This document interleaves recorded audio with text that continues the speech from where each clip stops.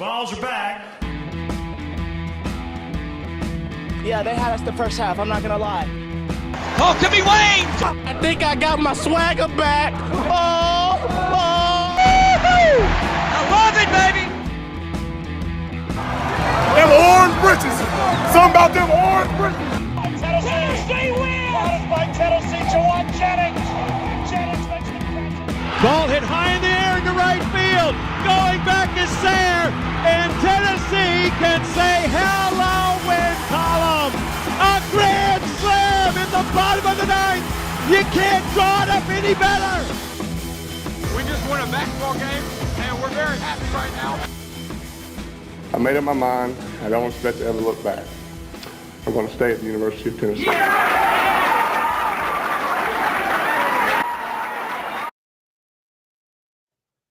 Reddit did to do, and welcome into More Important Issues. It is Thursday, November 16th.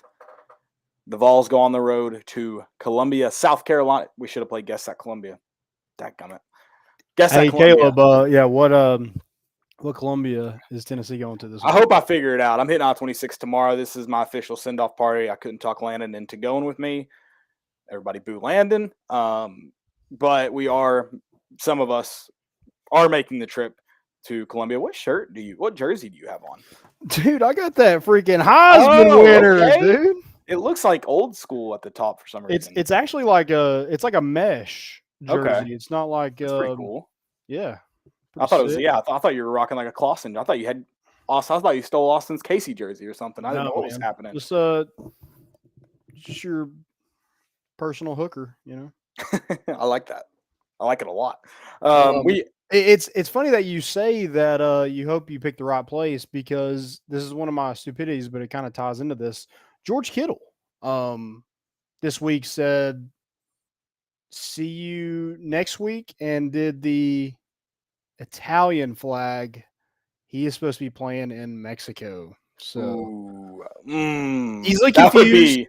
But that would be a terrible way to miss a game. Yeah, maybe he got on the right flight. We'll see. Yeah. So Mexico, England, and Germany. Wow, football is everywhere. Yeah, I think Tom Brady's played in like 5 continents. Really? 4 continents, something like that. Yeah. I would have guessed 3. There's no way he's played in 5. Maybe countries. Maybe that's right. Yeah, I was going to say. Maybe no not way he's played in 5 continents. Yes, all right, countries. This is the epitome of the show. Tangents, geography and tangents. Big geographies, big tangents. We love it.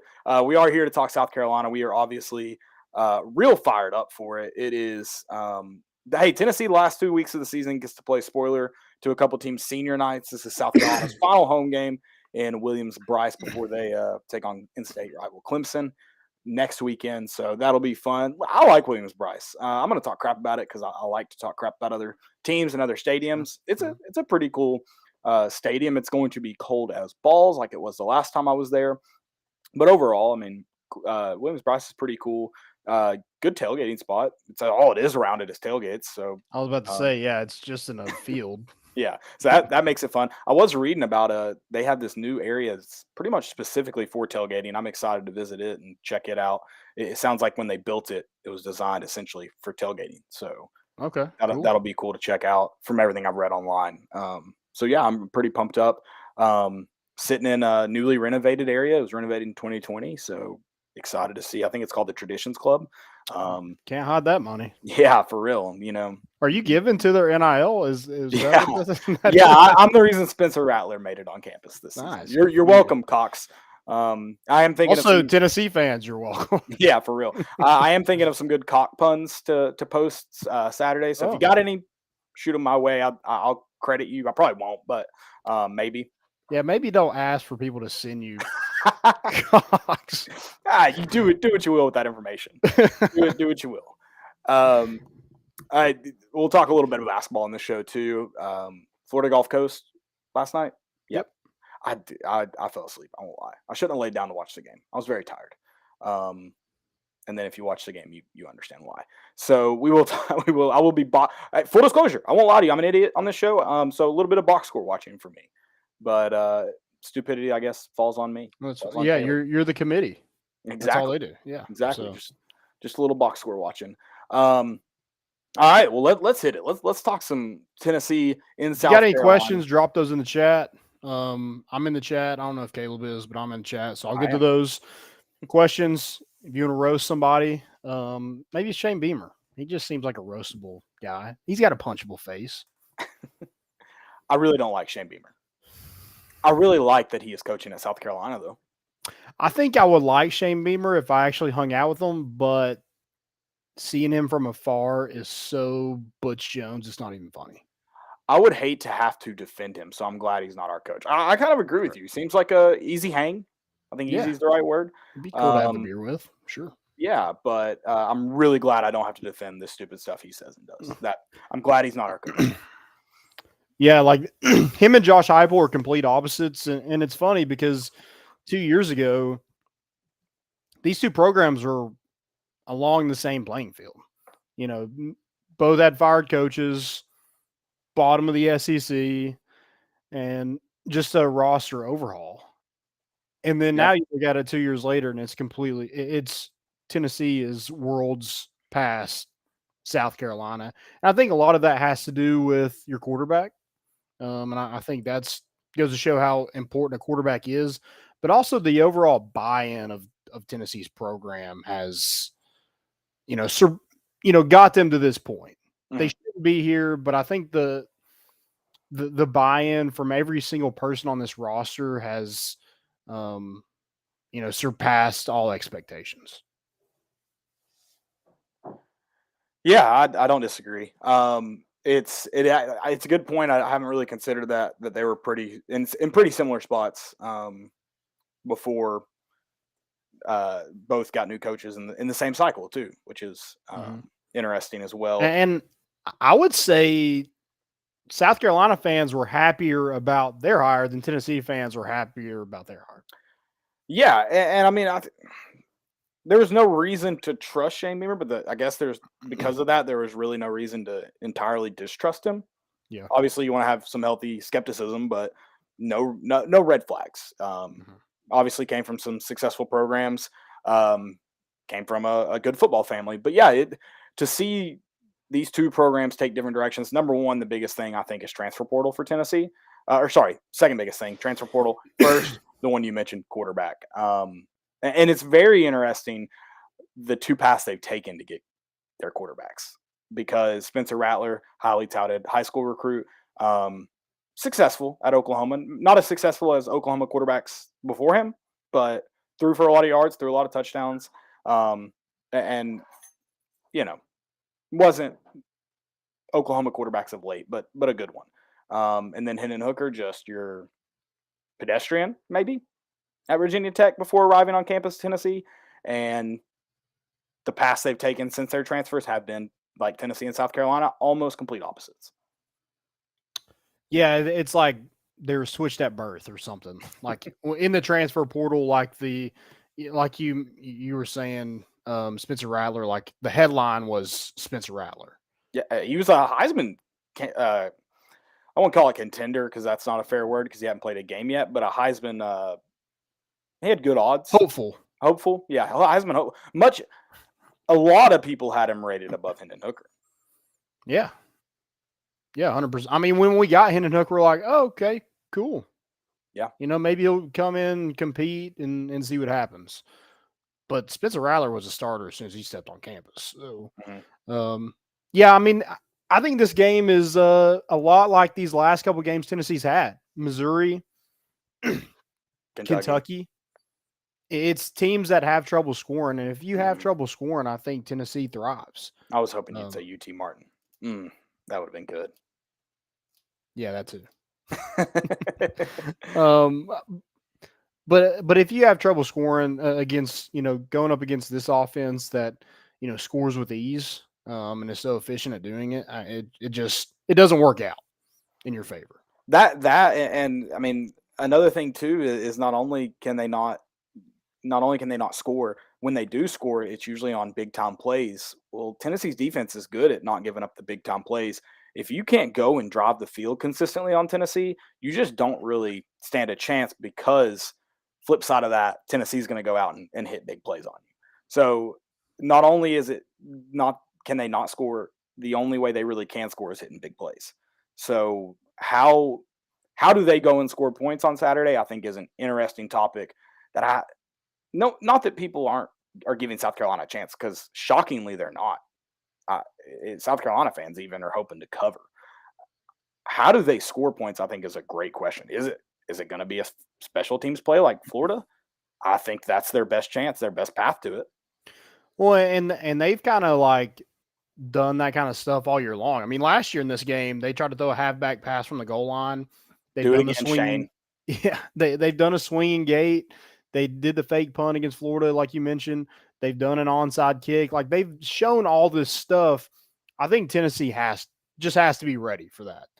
And I'm sure that it's been a point of emphasis the last 3 games. Is like, hey, they don't have a chance to really beat you straight up. They're going to try to get something cheap. So Tennessee just can't fall asleep. And to this point, other than, the throwing it up on fourth down last week against Missouri, I mean, Tennessee hasn't really given up anything that cheap. Yeah, I mean, Tennessee's defense, and when you look at statistics, obviously aren't good, but when you look at scoring, Tennessee's good. Great, no, but they're not terrible when it comes to giving up points. So, and a lot of teams have to do it, like you said, outside of Kentucky, or in Kentucky and Missouri, there's only really one cheap point that came out of that. Kentucky's was driving down the field and gave Tennessee all they were worth, with Chris Rodriguez leading the way. So, yeah, I don't see South Carolina's offense being able to produce much in this game. And it goes into something that wins every football game, but it goes beyond that too. In special teams, like you said, special teams got to be ready for the unusual. They've got to be prepared for the trick plays and weird looks, and like swinging gate. They may line up to kick it, but if you aren't lined up for it, they're going to try to get something cheap out of it. So you got to be ready for those weird looks, even if they don't result in an actual conversion attempt. So I'm sure Mike Eckler's done a pretty good job up to this point. There have been a few weird plays, that Aaron Beasley one lining up over the long snapper, just a bonehead mistake. Those are the kind of mistakes you can't make, because if you're out of position or you're lined up somewhere you shouldn't be, they're going to take the cheap points. And if you avoid that, Tennessee's got a chance to come in here and beat the brakes off of the Gamecocks. Yeah, and I think that's what it's going to be. I think it's going to be similar to Kentucky and Missouri. I just have a hard time thinking South Carolina can keep up with Tennessee. They're only averaging 20 points per game in the SEC, and they're getting. And it's, I think last week they didn't score a single offensive touchdown. Mm-hmm. In their past 2 losses, they've scored 1 offensive touchdown. A team that you just beat 66-24. Beat them 23-10 in Williams-Brice. And that over and under is looking pretty weird. It's at 66. I don't know if, I don't know if South Carolina scores much at all, but if they do, I think that over's hidden. Yeah, I agree with that. I mean, this Tennessee offense responded great to that Georgia. Let's call it what it is. I know Georgia didn't blow you out, but they just beat you. I mean, handily, especially on the offensive side of the ball. Really took care of business. So for Tennessee to rebound like that against Missouri, I got to think they carry a ton of momentum into this one. They look at a defense that, talk about their offense can't hit on big plays. Their defense has been bad about giving up big plays. Talk about a week you don't want to give up that big plays. Jalen Hyatt is foaming at the mouth to score multiple touchdowns, similar to what he did in the state championship his final year, because yes, he did play at Williams-Brice for Dutch Fork High School.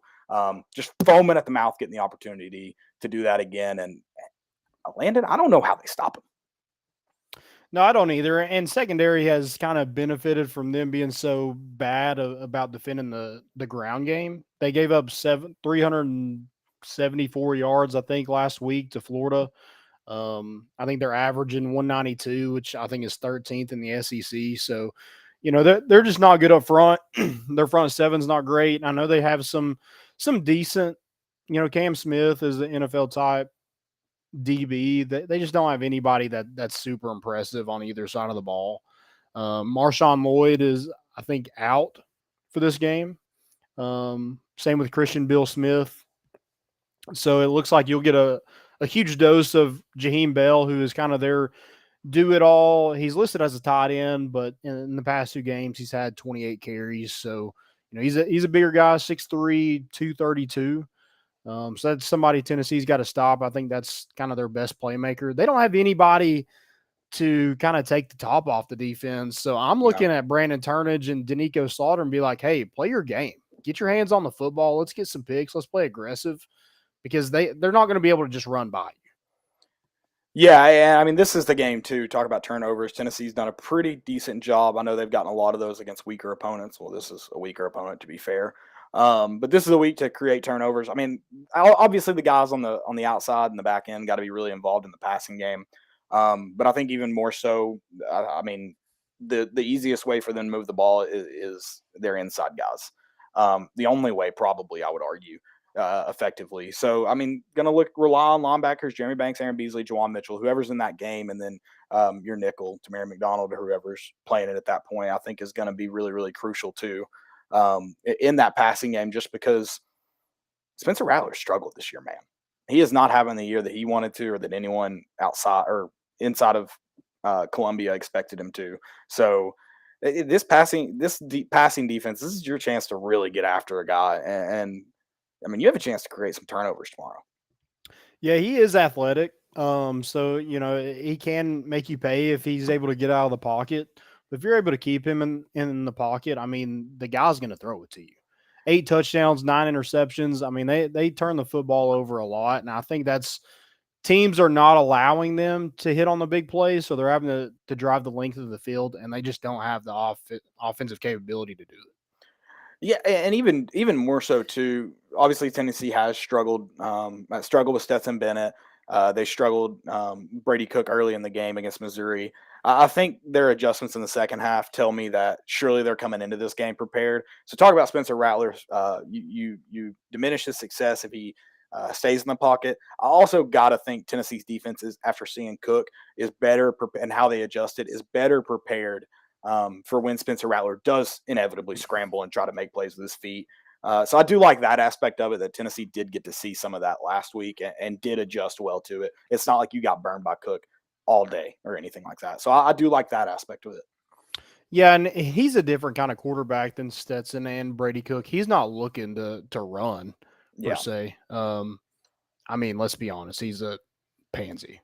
Well, he's just creating time when he moves around, but Tennessee's defensive line and linebackers did a better job of getting to the ball. And so I think he's going to struggle with that. Hey, I might catch a ball when he throws one away tomorrow. I will say this. I haven't seen a lot of Spencer Rattler. I don't know if that's by design of just, hey, let's keep him away from the cameras. And because, I mean, you couldn't ask for a more hateable person in college football than Spencer Rattler after that QB1 show. Yeah, the cameras do not love him. I'll tell you that. No. But yeah, you mentioned Jalen Hyatt, and he's like trying to keep it cool, but you can tell like he is very prepared. What was that tweet about calling his shot? Because he didn't say anything he was gonna do. Does SEC Mike know what calling his shot means? Yeah, I don't know what that means, but he has 15 receiving touchdowns. All of South Carolina's wide receivers has 8. Yeah, I love that. Was it during the Georgia game where they showed his touchdowns matched up with the rest of the SECs? Yeah, it's insane. I love it. But he's going to be motivated. He had a touchdown in this game last year, and he wasn't even a huge factor in Tennessee's offense. So, yeah, I'm kind of wondering, was that the clicking point? He was like, man, I got to get it together. Yeah, I mean, I don't know. I mean, obviously there's several things you can point to his turnaround, and maybe the final factor is just complete, just saying, I can fit in this offense. I don't know. So maybe that was the turning point where you kind of see it all culminate and come together. Yeah. He said a lot of it's been, Velus and those guys just kind of like sitting down and talking with him about it. I think he's mentioned Velus a couple of times doing that. So I don't know if that's what it was, but hey, whatever it was, thank the good Lord above. Yeah. Very pleased. Do we see Cedric Tillman tomorrow? It's going to be a cold. I think it's supposed to get into the 40s at kickoff, and yeah, those injuries feel a little bit different in the cold. And I know last week may have been due to wet field conditions. So, what do you think? What are the signs tell you? I told you what my signs are telling me, and my signs are telling me big day from Jalen Hyatt. Oh yeah, I mean, I think Cedric Tillman, like you, at some point you got to play. Yeah. Right. Like it's not getting any warmer. So like, I mean, I understand like the wet field conditions, but is it supposed to rain up there tomorrow? I think it's supposed to be pretty good weather Saturday. I Okay. don't know. I just think it's just supposed to be freezing freaking cold. Gotcha. Yeah. I think you do see him. At least some, maybe. Pitch count again. Yeah, maybe a pitch count. I'm just like, if you're practicing, like, I got to think like I don't know. When are you taking the reins off? Yeah, based on what they're all saying, again, they could just be throwing total smoke screens. It could all be false. Based on what they're saying, obviously you saw him at Georgia some, and he didn't. Nothing looked off about his movements. Yeah. I gotta think they wanted to see him Missouri, and then obviously South Carolina and Vandy to finish out the season, and maybe pitch counts for every game, just because you shouldn't need him to win these. So maybe it's just a get back to kind of normal thing. So I think you do see him, assuming field issues aren't in play, because it sounds dumb, but a lot of people are pointing to Cedric Tillman's future, and I'm sure that may be a factor, especially for him. But if I'm Josh Heupel and I know we're playing either in a big bowl game, Tennessee's first big bowl game since the Outback Bowl against Penn State, and what was that, 07? Is that the last big bowl game Tennessee's played in? Maybe you could argue the Peach Bowl in 09. Not the Music City Bowl. That was pretty big. That was a big time game. So even if you don't make the playoff, like there's some big games on the line. Why waste them against Missouri? Why risk an injury against Missouri? Sounds like Josh Heupel learned his lesson putting him. A lot of people think he got injured on that last play that he was in. I think he got injured on Dylan Sampson's touchdown run when he just got his legs ripped out from under him. That was where it looked like at least an injury occurred. Maybe it got worse on that second play. I don't think he should have returned after that one. So maybe Josh Heupel learned his lesson. It's just not pushing anything, and you got plenty of good receivers around. If you don't see Cedric Tillman at all or don't see him a lot, it might be a little concerning. But I know there's a lot of big games, and he looked fine against Georgia. I don't know. No big concerns for me, but I'd like to see him. I know that. Yeah, I just got to think like you don't want his first like full game back to be in the college football playoff. I feel like you want to get him back. To be fair, he did pretty much play a full game. He was not on a pitch count against Georgia. To be fair, I don't think he played any in the second half. Oh, he didn't? Oh, I thought he was. I thought that's when that interception came. That Colin Ringo interception. I think was that first half? Okay.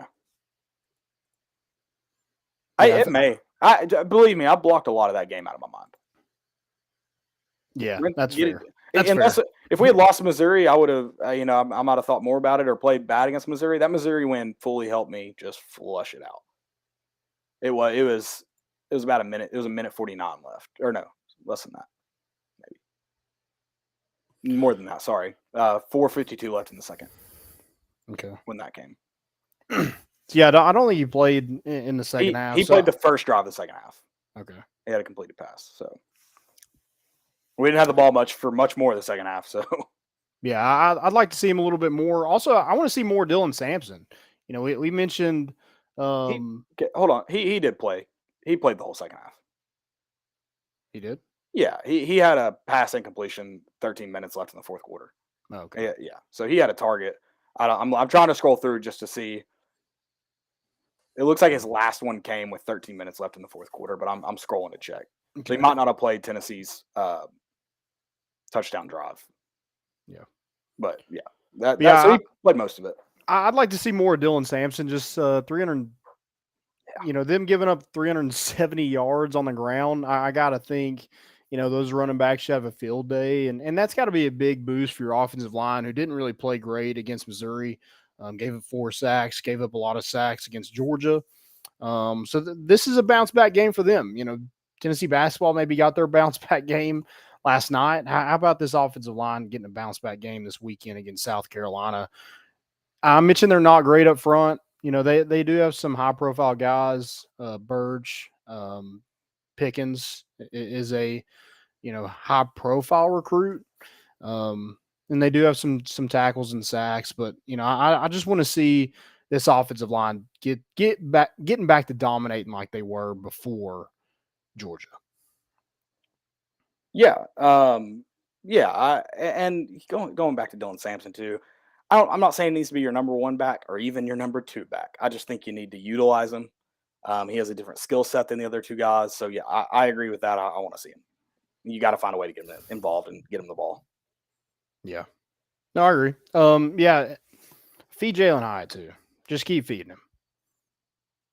I don't care if, fourth quarter, if people want to, stepping on the throat. Hey, a guy that wasn't recruited by your school when he was, 20 minutes down the road, that's got to be close to the same thing. It's not the same thing, but, I did see Bayer kind of argue the Ohio State, the late touchdown because, the guy who hadn't played in quite some time, getting back from a knee injury. CJ Stroud still didn't need to throw it. That's all I'm saying. That's true. That's all I'm saying. That was a cool moment. I love seeing his team celebrate. That was awesome. Going off that, you got to at least be able to compare the two. If Jalen Hyatt's getting a late touchdown in the fourth quarter for his fourth of the game, getting over 300 yards, that's got to be a storyline. I think get him 6. Let's get him over Alabama. Okay. Yeah. I don't care. I don't care if you got to go onside kick to finish. I don't know. I kind of like that Alabama game just sitting in the record books. That's fair. Okay. All right. That's fair. Yeah. No, I won't rebuttal that. I like that. Feels good. Oh man, I'm fired up. And another thing I'm fired up for, orange helmets. Orange helmets. I hope they look as good as they do in the pictures because it looks like they got the orange perfect. And we know, I mean, if you've been a Tennessee fan long enough, you know that the Tennessee orange is hard to get right. I mean, I hate a lot of Tennessee gear because you can see when the orange is off. You want the right color orange, and it's just difficult on the different materials. This looks perfect. I'm so pumped to see it. Yeah, it looks good on all white too. I don't know what the orange pants would look like, but the all white and then the orange helmet. I'm telling you right now, it's crisp. The orange pants with this helmet would look sexy. And Caleb Mitchell on NCAA, I love going double tone with the helmet jersey pants. I love it. That's my favorite look. Black, white, black, orange, white, orange, whatever it may be. That I know we probably won't see it this year, but I know we'll see it in the future, and I promise you it'll be gorgeous. I like the white pants, though. It's a good look. Yeah. It's a good look. I like it. It's going to be really impressive, when you're able to hang 50 on them. Or let's win by 50. How about that? Cool, win by 50, and then, in those orange helmets, I mean, if the committee don't notice that, I don't know what you do. And it's cool, too, or weird, cool, I don't know what you want to call it. I think the first leaked image we got that a player Snapchat, Instagram story, whatever, they didn't have a stripe on it, and it just didn't look right. I was like, man, I love the idea of orange helmets, but it just did not look right. It looks beautiful with the white stripe. And another thing too, and I'm not hating on Chad Fields. First off, this is not hate. He does a phenomenal job. Nothing looks tacky, so I'm not calling it tacky. I just don't like anything else besides the power tee on the helmet for some reason. I'm not a fan of the Vol script. I'm not a fan of the rifleman. I don't know why. I just don't think they look fantastic. The power tee on that orange helmet looks gorgeous. Yeah. Yeah, a lot of people were like nervous because that picture that the kind of sneak peek we got was looked off. Yeah, it didn't look great, but so I'd like to see it. Yeah, I'm interested to see. You'll have to let me know what it looks like on TV first thing, because that's another thing. TV cameras and the lighting can throw things off. Well, it's not going to throw off the scoreboard, I'll tell you that. Definitely not. Are we done with South Carolina? Or are we done? I'm done. I'm ready to move on. I would like to see Tyler Barron have another big game. I think he was really good against Missouri, probably his best game in a Tennessee uniform. So I'd like to see him kind of build on that a little bit more, and continue to develop the young players. James Pierce got a sack late in that game. I think it's huge for Tennessee to have these last 3 games. I know looking at the college football landscape, you'd like to have maybe a ranked opponent down here, probably help you out a little bit.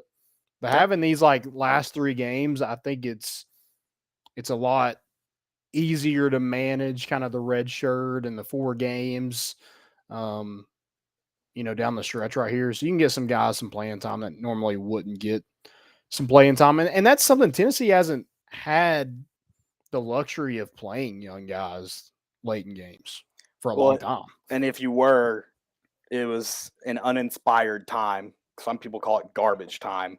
I don't know what Missouri's depth chart looked like late in that game last week, but even when those young guys are in that moment, it's hard to call those valuable reps because you're pretty much just lambs to slaughter at that point. Whereas, when you're the winning team, you got a little gas, got a little juice, you feel like you're putting on for the highlight tape and putting on for that film room on Monday or Sunday. And it's a little bit easier to play good and get valuable reps from it. Obviously, we won't call them the most valuable, but it's a lot easier to do it when you're winning versus you're put out there because the starters are sick of getting their brains beat in. So it's definitely been much more valuable this year than in the past, for sure. Prediction. Yeah, I joked around about how I didn't think South Carolina would score points in this game. I'll call it a joke. I don't think they score a lot. I don't know if I see them getting to their season average in SEC play, unless the first half just looks like Missouri. I don't see it. I'm going to go. I think I called 17 in the Missouri game for them, which you pointed out it should have been. So I'm going to go 17 for South Carolina, for South Carolina again. And man, I'd love to see Tennessee with the 60 burger. I think they just come up short of it. I think it's 56-17. Wow. That's close to what I had. I had 55-17. We did that last week. I think I said 40. I think I said 45-17 or 44-17. You said 45-17. Yeah. Or 45-20 maybe. We were close. I had 52-17 is what I ended up with the day of the game. Oh, okay. The day of. Oh, no, you can't do that to me. That's not fair. Well, I forgot, and I didn't have time to go back and listen to exactly when I said that. So here we are. Well, it's the timestamp. 32 minutes. That's when we can go back and check. 32 minutes. All right. 55-17, is that yours? 55-17, yeah. All right. Putting it on them. Going back to the orange helmet. I'll spot them 3. Just to make it a little 56-20? 56-20. I'll spot them 3. Okay. Home field advantage. But if they get 17, odds. You're claiming it, right? For sure. Cut this just in case. Okay.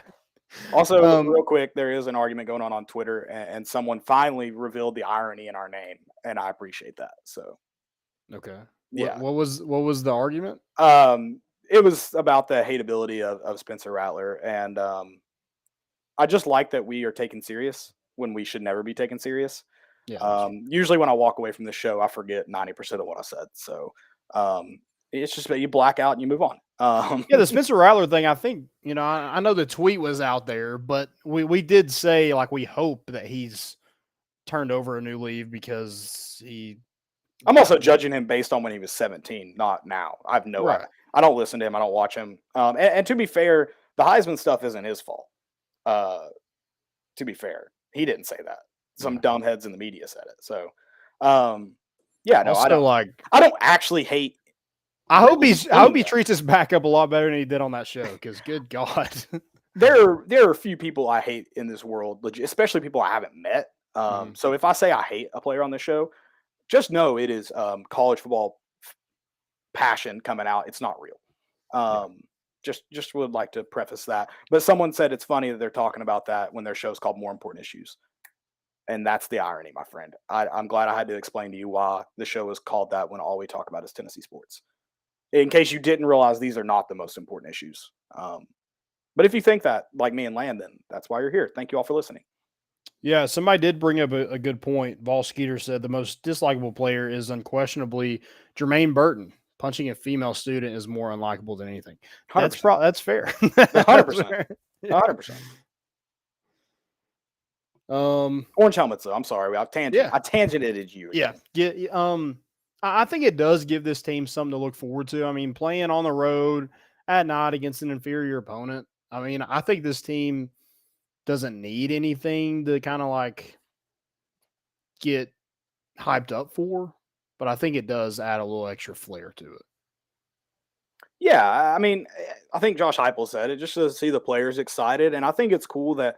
I mean, you can go back to obviously some of General Neyland's teams worn orange helmets. It's hard to call that really tradition, but as far as like keeping the power tee, the stripe, it has a traditional feel to it with a new spin, and that's another thing I don't think people understand. Traditions aren't just magically there for 50 years, 100 years. They're started at some point. So I like that Tennessee is keeping.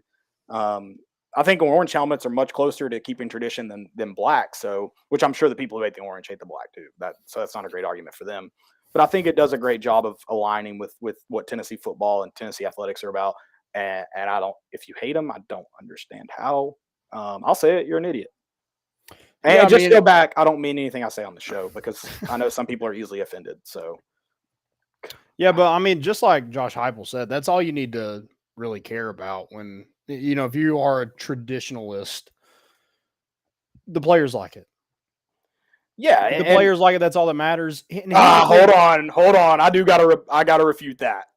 What? I've seen some ugly uniforms. This isn't about Tennessee players. This is about people in general. But I mean, players are people too. Remember that, people. I've seen some players enjoy some awful uniforms, and I do think there needs. And I'm not saying there's no one in hell that enjoyed that Florida Gator uniform. Maybe, but no, there's no way. Okay, I know this for a fact that, and I'll say it. I don't care. The South Doyle uniforms, the throwbacks, which I don't know how you can call those throwbacks, were the ugliest thing to walk this planet Earth. Oh, 100%. only second to the Florida Gator uniforms. And I know for a fact at some point that players really like those. And someone should have put a stop to that. That's all I'm saying is there are some uniforms that need to be stopped. Maybe they're excited to wear a different uniform. Okay. There's no way that they're like, dude, these uniforms are fire. There's no way. But them being ugly should be like, hey, you can't wear that. Yeah. Practice uniforms would have been agree. Okay, it does have to look good. How about that? Well, you that's put fair. That disclaimer That's in fair. There. Yes, that's fair. Players like it, it looks good. Perfect. Also, like, I don't think it doesn't hurt in recruiting. I don't know if it helps a ton, but I think, you know, West Coast, like a kid out in California, if he was like, oh, I got an offer from Tennessee, that's cool. They have those black uniforms. You know, maybe I go visit. Maybe I answer the phone call. I don't know if that helps, but it definitely doesn't hurt. It's got to be the same thing with Oregon. Yeah. You know, Oregon hasn't won anything. And kids like to just want that Oregon offer because they have all those uniforms. Yeah, I know. Like you said, it definitely doesn't hurt. I think where it could help is it may make the visit more enjoyable because that's when they get to put them all on. Mm-hmm. So, like, I don't know if it gets a kid to campus. I doubt it does. But at least that Friday night when they get to go and take pictures, they got a bunch of pictures they like because they're wearing cool uniforms. So, yeah, that. Maybe they do a head turn. I think it could make I think the only place it could really impact recruiting is that it could make your visit more enjoyable, give you more photos that you enjoy in a Tennessee uniform. Other than that, I doubt it does. But yeah. I agree, it can't hurt. Right. Yeah, I mean, they're like, oh, they got those orange helmets. Those are sick. Let's you know, I might answer the phone. I might if they want to, you know, schedule an official visit, I might go visit, see what Knoxville's all about. I will say this too. I love uniform reveals in front of teams. They're awesome. It's like kids in a candy shop when they see a new uniform for the first time. We did it with the dark mode in 2021. Yes, we did that. Okay. I didn't I thought you meant like we did it this week and I was like, no. And then just in general, not necessarily Tennessee. It's not exclusive to Tennessee. Just anytime I see a uniform reveal for high school, college team and they get fired up, I love it. And then we did have the gray ones in 2021 or 2013 when was that 2013, 2014? 2013. And AJ Johnson walked out, or was it Kurt Magid walked out in the gray jersey? Beautiful. I don't remember which one it was. That uniform reveal was awesome. With dreads. Yeah, one of the guys with dreads. That uniform reveal was awesome. So I do like that aspect of new uniforms too. Also, the dreads like coming out of the helmet is just sick. Like you're already like Joe Milton should be the prototype for a creative player in NCAA. That's literally that's all I made. Yeah. All your creative players should start as Joe Milton. Yeah, either they're like 5'5" and like 260, or they're Joe Milton. Yeah. I like that you just keep flashing up. Keep going. Yeah. And so like 23, you know what to do. Yeah. You know what to do. That's the best part too about we get a new NCAA game, we get a bunch of Tennessee uniforms. Yeah. It's gonna be nice. Yeah. Which I'm sure there'll be downloads for these new helmets. There's all sorts of downloads. So I'm excited to get that going too. College football. Yeah. I need to get my bets in before I go to South Carolina too, by the way. So if you got any good bets, float them my way. I got one that I like, and I don't know if I should share it, if that would share it. What do you mean? I don't care. Well, I'm saying, like, will it hit if I share it? Don't do that. I'll tell you this right now to not jinx it, Landon. I don't care if it's a bad bet. I will ride with you till the end of the universe if you share it. Okay. I got Auburn minus 5.5 over Western Kentucky. I know Auburn's not great, but why would I not take that? Huh? Why would I not take that though? I'm 5.5 against an SEC team. I mean, it's Tyson Helton. We know how good he is at calling plays. Auburn's minus 5.5, correct? Yes. And you're taking Auburn. Yeah. What's the issue? There wasn't an issue. I think that is my best bet of the weekend. That's gonna hit. Yeah, that's gonna hit. I'm taking that right now. Okay, cool. There you go. Yeah. What do you mean? Yeah. I told you I'd ride with you to the end of the universe. I wasn't lying. All right. Good. I just think Tank Bigsby can literally just beat Western Kentucky by himself. Probably. Yeah, get the ball 500 times and score at least twice. Probably. I'll tell you another bet that I'm definitely placing this week. And as far as Tennessee playoff hopes go, I hope it loses. TCU minus 2.5 feels like free money to that Baylor team. I took that too. Feels like free money. I'm taking that bet. And if I lose, cool. Yeah, exactly. I'm not putting a ton of money on that. I'll lose that. That bet's fine to lose. Yeah. Other than that, I mean, I don't know. I like Florida minus 14 against Vandy. I like Georgia. I like Georgia to cover. Was it 22.5? Yeah, I like Georgia to cover. Man, the Miami Clemson one. That's too many points for Clemson, but Miami's so bad. We don't bet on bad teams. I'm sorry. I won't talk about that game. I won't talk about that game. Stop me. I like Oregon plus money against Utah. Okay, yeah. I like that. I don't know. Where's it at? I think it's at Utah. A lot of high altitudes, man. You just never know.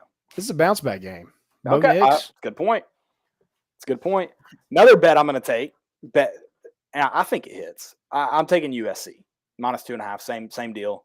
Taking it. I think it hits, but I'm happy to lose. Who do they play? UCLA. They have a chance to lose. They do, but I think USC wins. And minus 2.5, you're almost pick 'em game at that point. You're pretty dang close. That'd be a bad beat, but I think USC wins. I think they win. All right. Does Georgia Tech? I know they were riding some interim magic when they beat Pitt. Do they somehow upset North Carolina? Maybe Tank. Dude, I respect to Drake May. He is one of my Heisman favorites right now. Yeah, 100%. I don't think I'm shocked his odds aren't better. I don't think you should win it. I don't disagree, but to perform that well on a team, it's in the ACC, I guess you could argue that, but his stats are impressive. I mean, if we're going to say our Hendon Hooker isn't going to win it because of one loss versus Georgia, we have to take into account Drake May can't win it because he lost to Notre Dame. That's a fair point. Fair point. But dude, he's fun to watch too. He's fun. Yeah, he's fun to watch. But I'm kind of hoping for some of that Georgia Tech interim magic. It'd be fun to watch. Yeah, 21's a lot of points. Also took Ole Miss over Arkansas. Yeah. Yeah. Minus 2.5. Yeah. Why aren't they just 2.5 favorites? I don't know. Arkansas's bad. Ole Miss should have beat Alabama. Yeah. I guess they're thinking it's a hangover game. I don't know. Maybe. What about Lane Kiffin's comments? I guess we can. I guess we got to talk hoops. I was gonna. It's not really stupid. It's kind of smart. Did you see what he said? That Jackson Dart's. He said Jackson Dart's mom asked me why different players get treated differently in this league, and he goes, "I can't get fined for saying it. I didn't say it. Jackson's mom said it." Good God. I thought it was clever. I liked it. So, Jackson, your mom is with your coach. I'm just saying. They're hanging out. Yeah. I don't know what they're doing behind closed doors, but they're hanging out. They're in the SIP. That's all that matters. That's right. Hey, what about all this cool action snow football? How awesome is it? Yeah.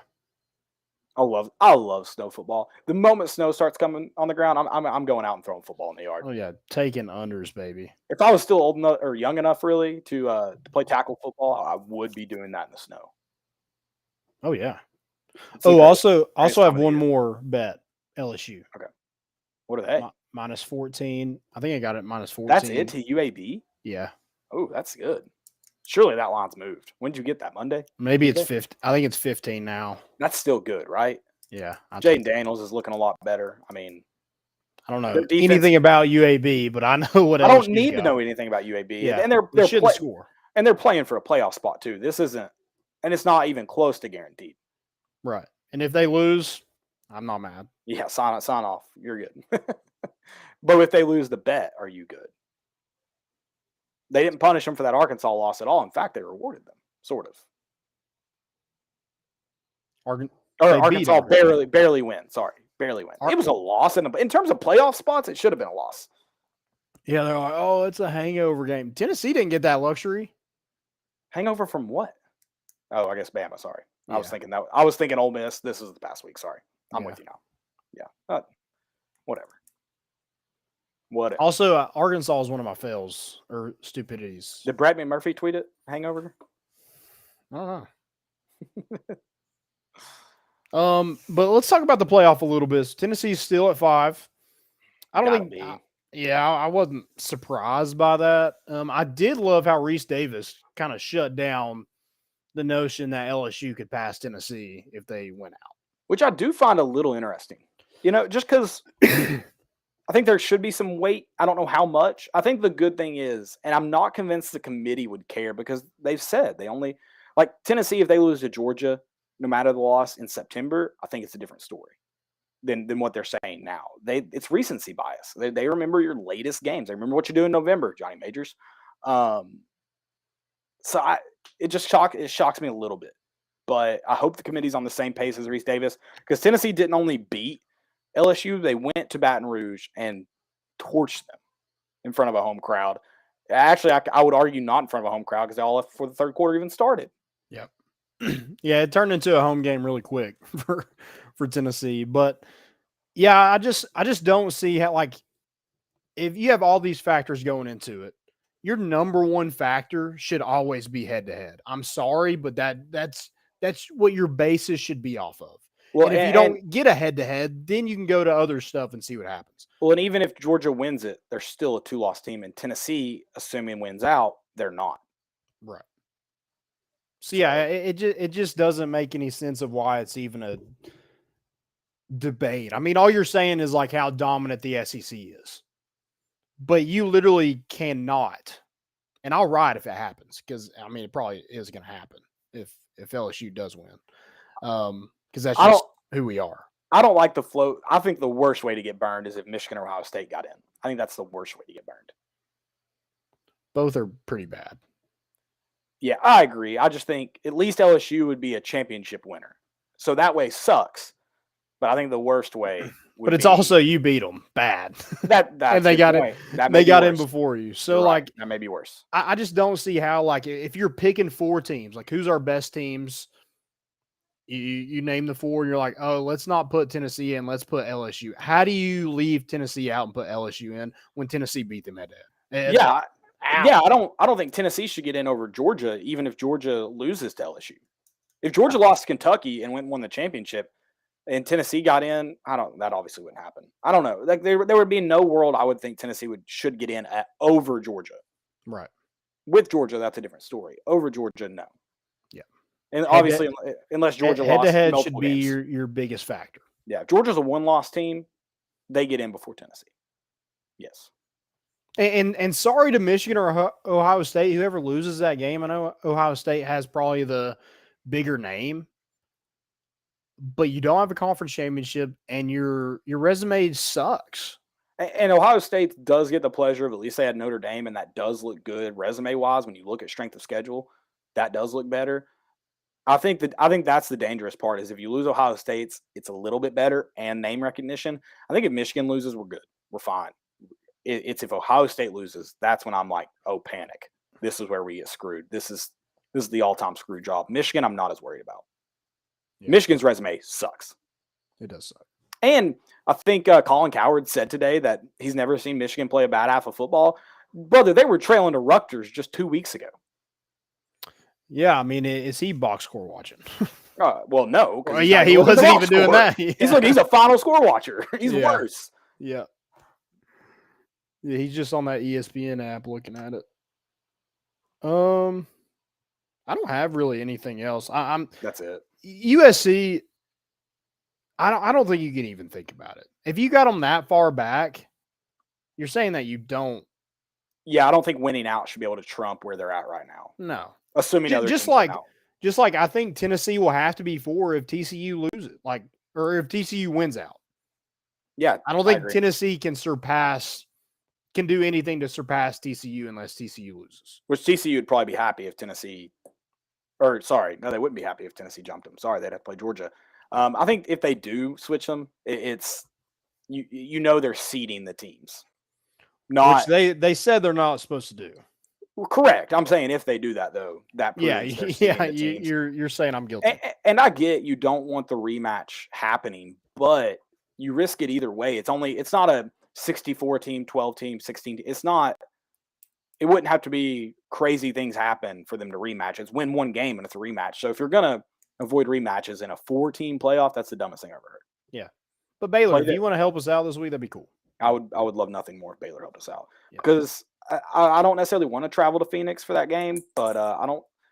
Listen, I know Tennessee fans are probably just really talking trash to Georgia fans, but I wouldn't mind seeing Georgia coming off of a game rather than a month break.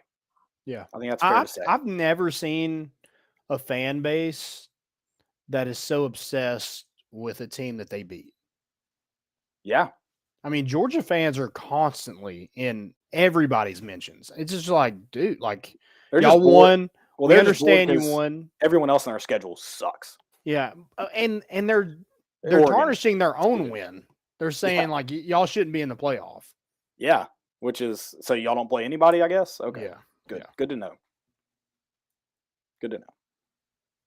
So whatever. Yeah, doesn't make any sense. How do they get Alabama in? That's the real question. No, it's coming. They all of a sudden go to 8 teams this year. Yeah, they make an exception. Yeah. God. All right. That'd be worse than not making the playoff, honestly. Yeah. Let's talk hoops. Give it to me. Just what are your it's first off, it's Florida Gulf Coast. How much can you take away? Yeah, I mean, a 31-point win. You look better. You shot better, 49% from the field, 40% from 3. I mean, you kind of dominated every facet of the game. Rebounding. He caused, I think, 17 turnovers. You crashed the boards. You had 5 players that had 5+ rebounds. So, that was good to kind of get everybody involved. Sky Ziegler, I know he didn't start, but he still played more minutes than everybody. Which is how it should be. Yeah, he didn't have a huge night by any means, but you got big nights from Olivier. I think that's big. But again, it kind of frustrates me that he is able to have nights like these against inferior opponents. But when we play somebody big, it seems to disappear. I'd like to see it consistent. Fair. So that's my challenge. It's not a knock; it's a challenge. Totally fair. And then Josiah Jordan James. Dude's a boss. I mean, that's what kind of night we need from just efficient, filling up the stat sheet. And then a big game from Jemai Mashak. 10 points, couple assists, couple rebounds. He kind of filled it up too. So I like what I saw from him. And, it was a good game to kind of get back. I mean, that Florida Gulf Coast team, I don't think they're good, but they did beat USC a couple days ago. So. Oh, I didn't realize that. Yeah. Okay. Yeah, I mean, it's hard to be. I know. I mean, it's just hard to be frustrated. when you do that. So your defense is impressive. You held a team to 50 points. So if Tennessee's able to shoot decent, they should have a chance to win every single ball game they're in. Yeah, and that's another thing. You just got to shoot well. And I know you out rebounded them. That's my biggest knock on Kumwa is just we need you. We need you on the boards, man. Like that's where we need you. And so, yeah. I think he's trying to be more of a stretch four, and I don't. It's like we have shooters and like we don't need somebody else on the perimeter. I think Awaka came in and played 7 minutes and had 5 rebounds. I mean, that's something we need. We need a freaking vacuum cleaner down there. Yeah, for sure. So, yeah, I agree with that. I'd like to see more from him rebounding the basketball, but all in all, you won by 31. So, you covered. What are you gonna do? Yeah. What are you gonna do? I'm trying to. So Tennessee plays Butler to open up the battle for Atlantis in the Bahamas. I'm trying to see. Hopefully Urosh is back for that. Another thing, you did get to the line a ton. I think you shot like 37 free throws. I'd like to see us, cash in on more of those, but right. Our knock last week was getting to the line. You did that, so I can't be that mad. Yeah. And Tennessee will play USC or BYU if they win, assuming they win. If they win Wednesday, if they lose, they'll play Dayton or Wisconsin. Yeah. And then the ladies are down there this week, right? Is that right? I can't remember those dates. They've had a tough go. They have, and I mean, it kind of seems like similar problems that plague the men, at least against Colorado, and those turnovers, man. Yeah, that Jordan Horston went down too, so that unfortunate, but you lost to 2 ranked teams, so while we're talking about it, they remember what you do in November for football. It's not the same case. Yeah, good news is they forget what you do in November. In basketball. That's the good news. Now we won't talk about February and March right now. I'm trying to see. So they're down there women's are down there with Gonzaga, Louisville, Marquette, Rutgers, South Dakota State, Texas, and UCLA. And they play some Saturday. They open noon Saturday against Rutgers. Okay, cool. Yep. I do have a question for you. Go, shoot. Can you name the 5 FBS schools that has Tigers as their nickname?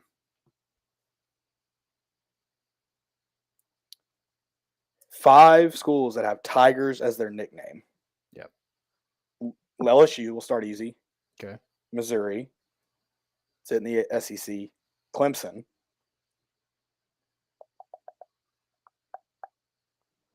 I don't think there's any more. Are there any more Power 5? Yeah. I think it's it, Power 5. There are more Power 5? Yeah.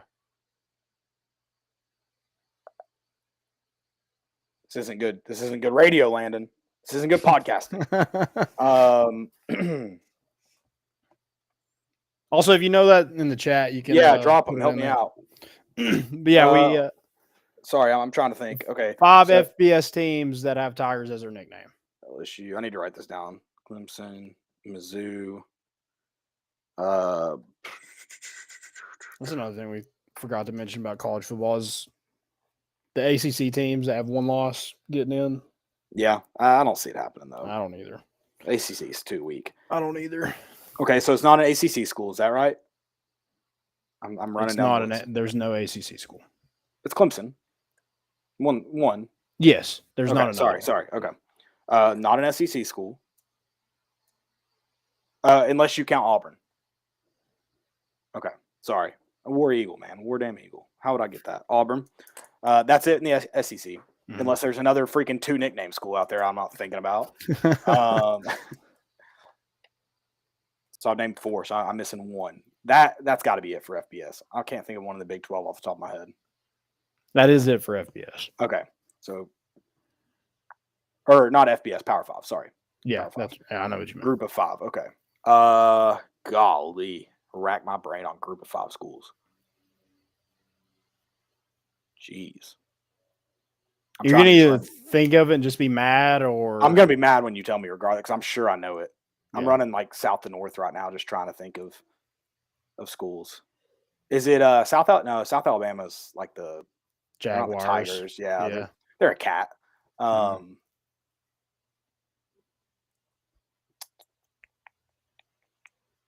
It's not a Tennessee school. Memphis. There you go. I was like, ooh. I was working my way east. I was working my way east to west, and I got to west. So there we go. You're welcome, guys. Great podcasting. I got them all right. There you go. Took me some. I hope it wasn't on a timer. I like it. Dang it, Ethan! I said it. Ethan helped me out. Thanks, Ethan. The man. Is that it for trivia? Trivia with Landon? Yeah, that's all I got for trivia. You got any more important issues and more important issues? I had some from last week. Let me pull them up. We didn't get to it last week. I'll do one. Okay. I asked Emily this one the other day. Where would a giraffe wear a tie? Would he wear it like at the top of his neck or the bottom? Like where the neck meets the body, or where the neck meets the head? I got to think at the bottom because it would go with the outfit, right? That's a good point. So here were my thoughts. This was what I thought. Both is the answer, I think. I think he wears two. Yeah. No. I think more for a more formal event. If he's got a bow tie, black tie wedding, something like that. Maybe he's going to the correspondence dinner at the White House. I think he wears a black bow tie at the top. If he's going to his 9-to-5 job, sitting in a cubicle all day, I think it's at the bottom, maybe loosened up a little bit. That's my thoughts. Okay. Yeah, I like that. Maybe a funeral, he has it tightened up, but bottom up. I'm trying to think. Yeah, how would they like get the length? Like, what would the length be for a giraffe? See, I not that big. Same. I think because the body's not the neck. I agree with you that I think it's got to go with the outfit, except for bow ties. I think maybe he looks like a male stripper with the bow tie. He has like that little just neck collar with the bow tie on at the top. Yeah, I think that's what he's doing. Okay. Also, I'm picturing he's Magic Mike in it. Yes, I'm picturing like is there a giraffe in Madagascar? I don't think there is. Yeah, there is. Yeah, there is. I don't remember his name though. No. It's Chris Rock. Chris Rock, yeah. But I can't remember the giraffe's name. That's what I'm picturing though when I put all this together. Okay. Yeah. Thank you for coming to More Important Issues and More Important Issues. We appreciate your stay. Make sure you put all the linens in the bathtub on your way out and lock the door. Thank you. Yeah. Stupidity. I'm sure there's plenty. I did not have one on deck. Let me find. You read off yours now. Well, the first one I had was George Kittle putting the Italian flag instead of the Mexican flag. So, hope he gets on the right plane. Screenshots live forever. Just know that. The next one I had was Arkansas. Oh, I'm interested. So there was snow at Arkansas last week. I had this for fail last week and I forgot to read this. And so instead of just scraping the snow off, they tried to water it down and it turned to ice. So I'm not great at science and stuff, but I'm going to assume that means the temperature was below 32, guys. So then they had to scrape off the ice off the field after they did that. So I also love that LSU had broth and hot chocolate on the sidelines, and apparently, like by kickoff, it was like 40 degrees. That's what happens when you try to half-ass something. If they would have just scraped it from the get-go, they wouldn't have had. It's true. They're watching them scrape it reminded me. Their USA played since 2013, like April of 2013.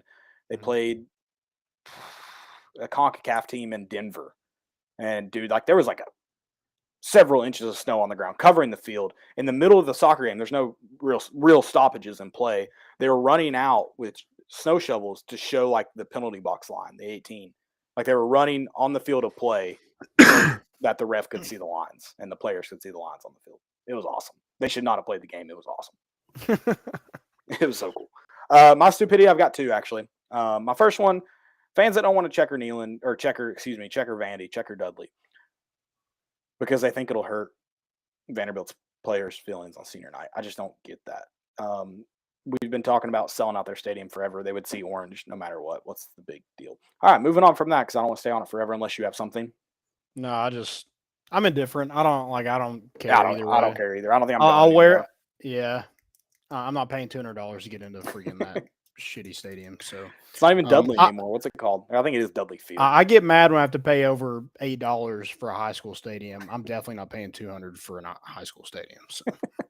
I mean, there's nicer high school stadiums out there. There is. I've been to some. Had to pay $10.